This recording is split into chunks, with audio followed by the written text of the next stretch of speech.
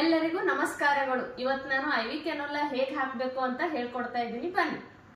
ಅದಕ್ಕೆ ಬೇಕಾಗಿರುವ ಸಾಮಾನುಗಳನ್ನು ರೆಡಿ ಮಾಡ್ಕೊಂಡಿದ್ದೀನಿ. ಗ್ಲೌಸ್ ಹಾಕೋಬೇಕು. ಮೇಲ್ಗಡೆ ಟೋರ್ನಿಕ್ವೆಟ್ ಅನ್ನು ಕಟ್ಟಿ ಮೊದಲು ಯಾವ ವೇನ್ಗೆ ಹಾಕಬೇಕು ಅಂತ ಸೆಲೆಕ್ಟ್ ಮಾಡಬೇಕು. ಆ ವೇನ್ ತಕ್ಕಂತೆ ಐವಿ ಕ್ಯಾನುಲಾವನ್ನು ಸೆಲೆಕ್ಟ್ ಮಾಡಬೇಕು. ಚಿಕ್ಕ ವೇನ್ ಇದ್ರೆ ಸ್ಮಾಲ್ ಸೈಜ್, ದೊಡ್ಡ ವೇನ್ ಇದ್ರೆ ಲಾರ್ಜ್ ಸೈಜ್. ನಾನು 20 ನಂಬರ್ ಸೆಲೆಕ್ಟ್ ಮಾಡ್ಕೊಂಡಿದ್ದೀನಿ.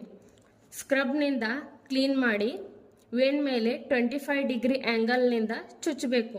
ಈ ಥರ ರಕ್ತ ಬಂದರೆ ಕ್ಯಾನುಲಾ ವೇನ್ನಲ್ಲಿ ಇದೆ ಅಂತ ತಿಳ್ಕೋಬೇಕು.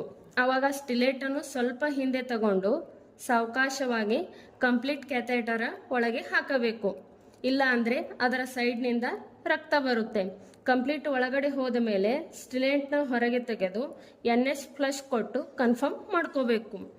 ಆಮೇಲೆ ಲಿವರ್ ಲಾಕ್ ಕ್ಯಾಪ್ನಿಂದ ಲಾಕ್ ಮಾಡಬೇಕು.